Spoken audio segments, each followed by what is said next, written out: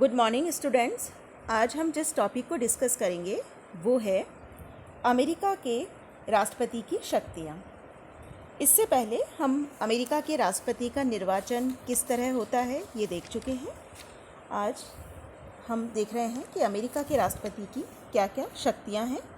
आज हम इसके बारे में अध्ययन करेंगे।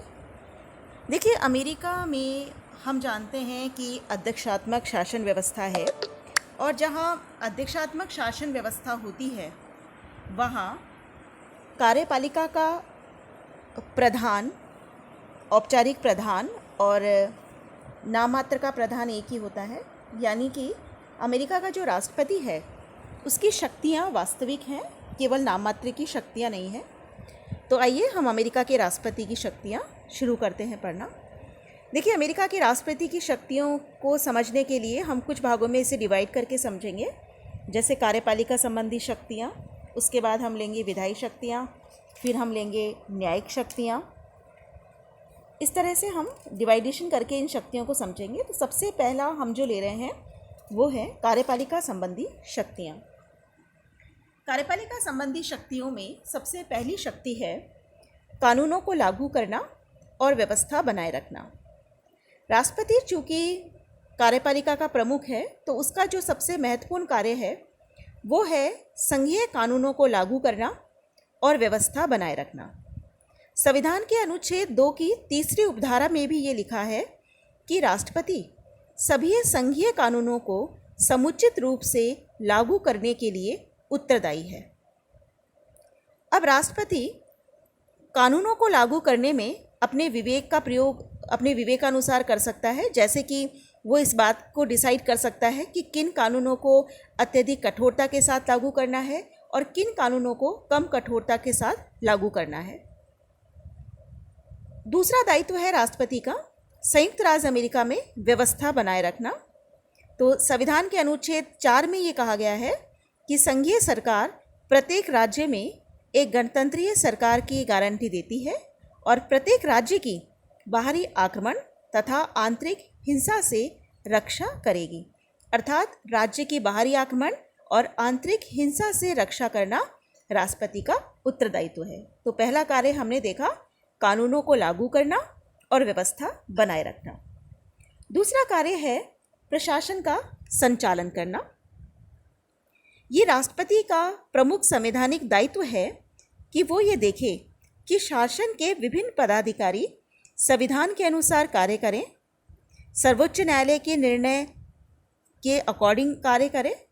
तो प्रशासन का विधिवत रूप से नियमों के अनुसार संचालन करना और इस बात को ऑब्जर्व करना कि प्रशासन का संचालन नियमों के अनुसार हो, संविधान के उपबंधों के अनुसार हो, ये राष्ट्रपति का दायित्व है।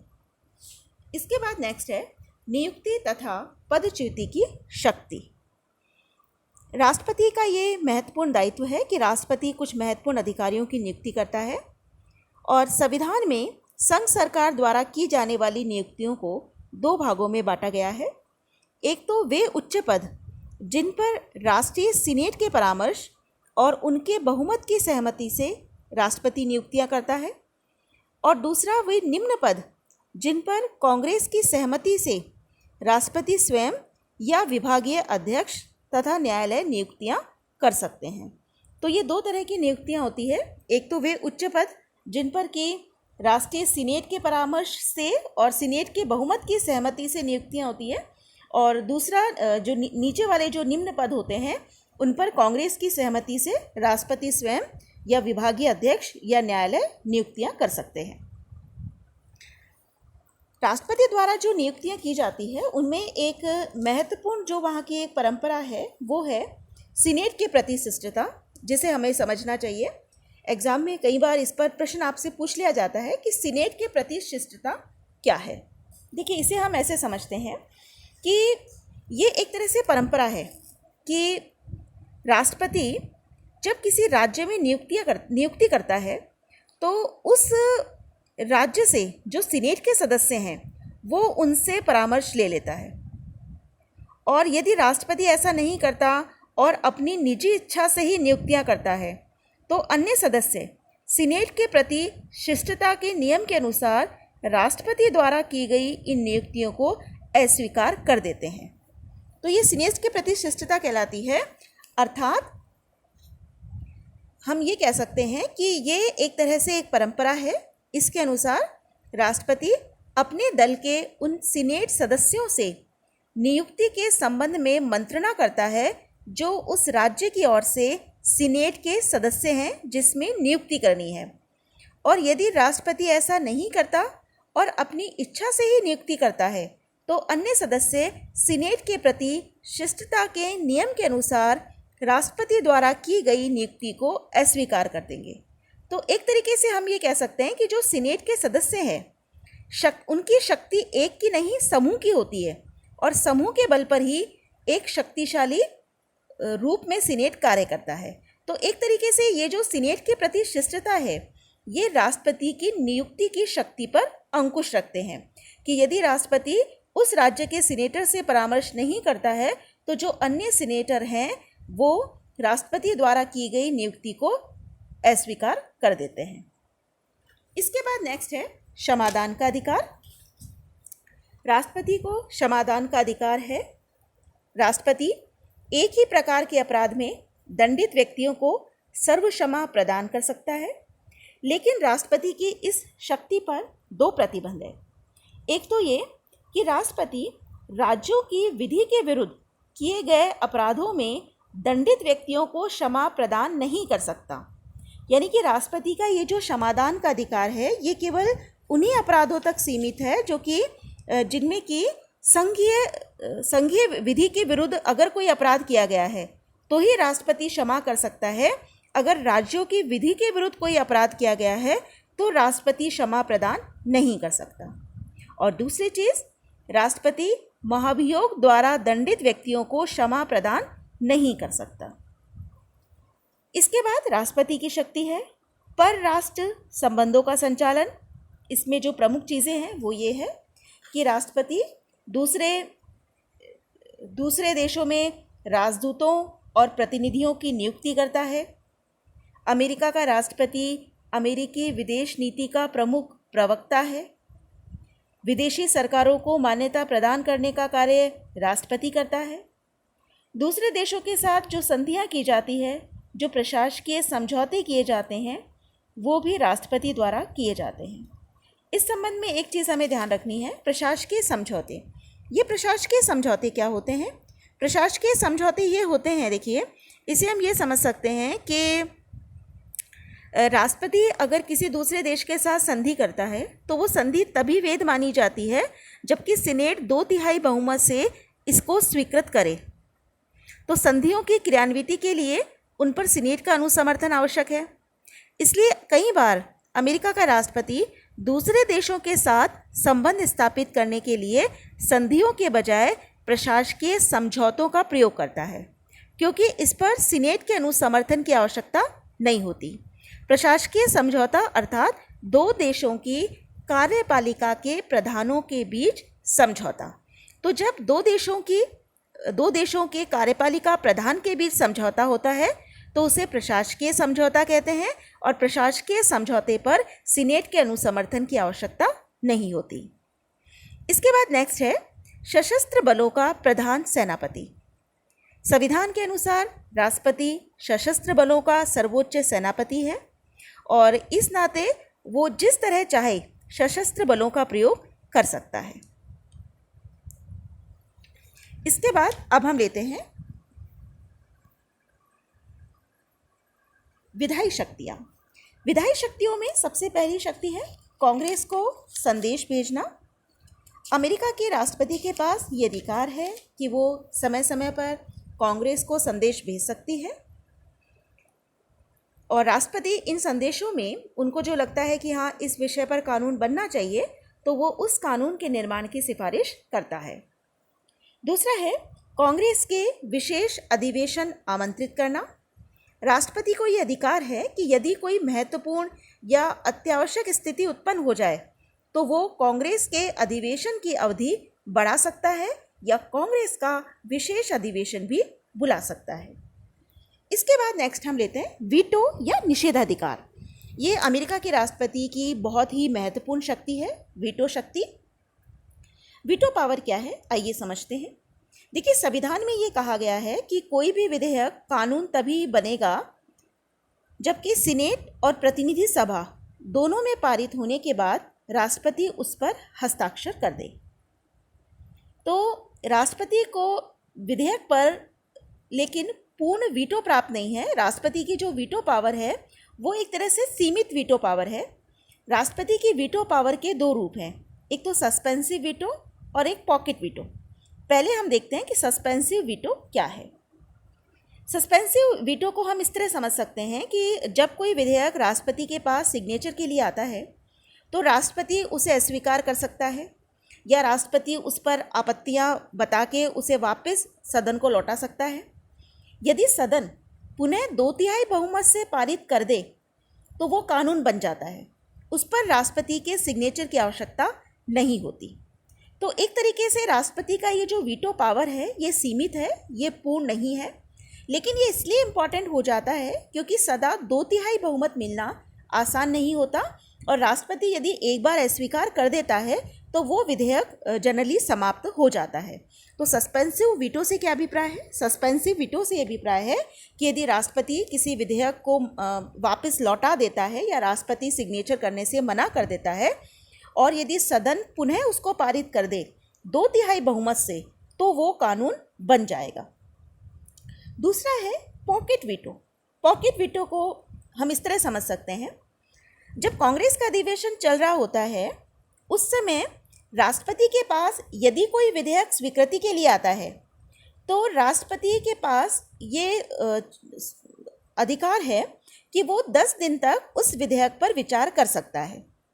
10 दिन के बाद वो विधेयक राष्ट्रपति की बिना स्वीकृति के ही कानून बन जाता है। लेकिन यदि इन 10 दिनों में कांग्रेस का अधिवेशन समाप्त हो जाए और राष्ट्रपति की स्वीकृति भी ना मिले तो वो विधेयक अपने आप निषिद्ध हो जाता है। इसे हम कहते हैं पॉकेट वीटो।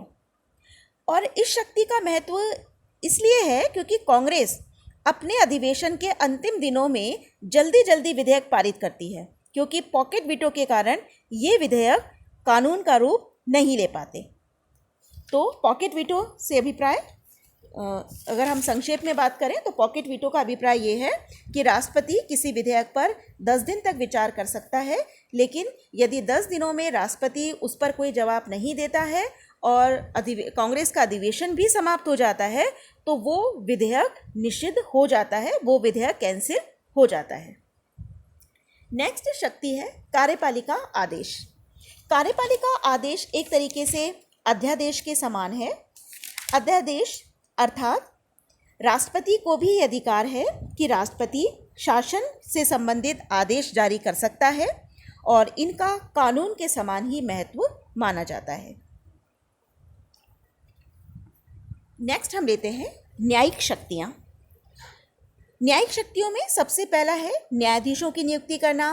राष्ट्रपति सीनेट की सहमति से संघीय न्यायालय के न्यायाधीशों की नियुक्ति करता है। दूसरा अधिकार है क्षमादान का अधिकार। राष्ट्रपति अमेरिकी संघ के विरुद्ध किए गए अपराधों के संबंध में अपराधियों के दंड को क्षमा कर सकता है, लेकिन महाभियोग द्वारा दंडित व्यक्तियों को राष्ट्रपति क्षमा प्रदान नहीं कर सकता। इसके अलावा जो राष्ट्रपति है वो सर्व क्षमा भी प्रदान कर सकता है, एक साथ अनेक व्यक्तियों को भी क्षमा प्रदान कर सकता है। इसके बाद राष्ट्रपति की शक्ति है कि राष्ट्रपति एक दलीय नेता है। राष्ट्रपति अपने दल का नेता होता है और अपने दल में उसका बहुत अधिक प्रभाव होता है, उसके पास बहुत अधिक शक्ति होती है। वो अपने दल की राष्ट्रीय समिति के चेयरमैन की नियुक्ति करता है और दल के जो महत्वपूर्ण पद है उन पर नियुक्तियां उसके परामर्श से ही की जाती हैं।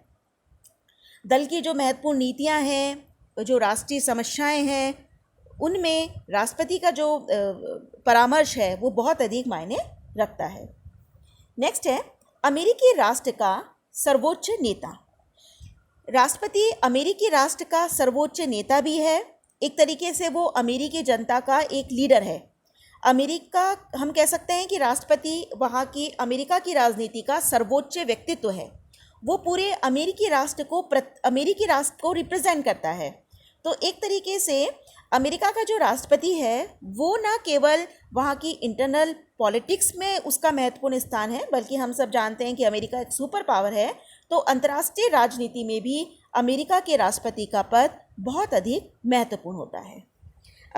अब हम बात करते हैं कि हमने देखा कि अमेरिका के राष्ट्रपति की जो शक्तियां हैं उनमें निरंतर वृद्धि हुई है, और अब हम इस बारे में बात करते हैं कि क्या कारण है कि अमेरिका के राष्ट्रपति की शक्तियों में निरंतर वृद्धि हुई है। तो पहला कारण है पद धारण करने वाले व्यक्तियों का व्यक्तित्व। अमेरिका में इस पद पर जो भी व्यक्ति आसीन हुए उनका व्यक्तित्व बहुत अधिक प्रभावशाली रहा, चाहे वो अब्राहम लिंकन हो, विल्सन हो या रूजवेल्ट हो, इसलिए इस पद की शक्तियां बढ़ती गईं। दूसरा है सर्वोच्च न्यायालय द्वारा की गई संविधान की व्याख्याएं। सर्वोच्च न्यायालय ने जिस तरीके से संविधान की व्याख्या की है उससे भी राष्ट्रपति पद शक्तिशाली बना है। नेक्स्ट है राष्ट्रपति पद का लोकतांत्रिकरण। राष्ट्रपति पद का लोकतांत्रिकरण इस तरीके से हुआ है कि अमेरिका का जो राष्ट्रपति है उसका जो चुनाव है वो चाहे अप्रत्यक्ष होता है, लेकिन अगर हम अमेरिका के राष्ट्रपति के चुनाव प्रक्रिया को देखें तो एक तरीके से अमेरिका के राष्ट्रपति का चुनाव प्रत्यक्ष चुनाव है, और जब अमेरिका के राष्ट्रपति का चुनाव होता है तो पूरी जनता का उस तरफ बहुत अटेंशन रहता है, और हम ये कह सकते हैं कि एक तरीके से अमेरिका का जो राष्ट्रपति है वो पूरी वहाँ की जनता को रिप्रेजेंट करता है। नेक्स्ट है लोक कल्याणकारी राज्य की धारणा। अमेरिका में भी लोक कल्याणकारी राज्य की धारणा अपनाई गई है, और इससे राज्य का कार्यक्षेत्र बढ़ा है, और जैसे जैसे राज्य का कार्यक्षेत्र बढ़ा है वैसे वैसे राष्ट्रपति की शक्तियों में भी वृद्धि हुई है। नेक्स्ट है अमेरिकी राष्ट्र के सम्मुख आए संकट। अमेरिका के सामने जो संकट आए, जैसे कि हम बात करें फर्स्ट वर्ल्ड वार हो, चाहे 1930 की आर्थिक मंदी हो, सेकेंड वर्ल्ड वार हो, या आफ्टर सेकेंड वर्ल्ड वार शीत युद्ध प्रारंभ हुआ, तो ये जितनी भी अमेरिकी राष्ट्र के सामने संकट रहे उन संकटों का वहाँ के राष्ट्रपति ने बहुत कुशलतापूर्वक सामना किया, और इससे भी अमेरिका के राष्ट्रपति की शक्तियाँ बढ़ी हैं। और लास्ट कारण है प्रशासनिक कारण। वर्तमान समय में हम देखते हैं कि प्रशासन का कार्यभार बहुत अधिक बढ़ गया है, प्रशासन में बहुत अधिक कॉम्प्लिकेशंस भी आ गए हैं, इसलिए कार्यपालिका आदेश की प्रवृत्ति बढ़ी है, और कार्यपालिका आदेश की प्रवृत्ति बढ़ने से राष्ट्रपति, कानून निर्माण और प्रशासन दोनों ही क्षेत्रों में राष्ट्रपति की शक्तियां बढ़ी हैं।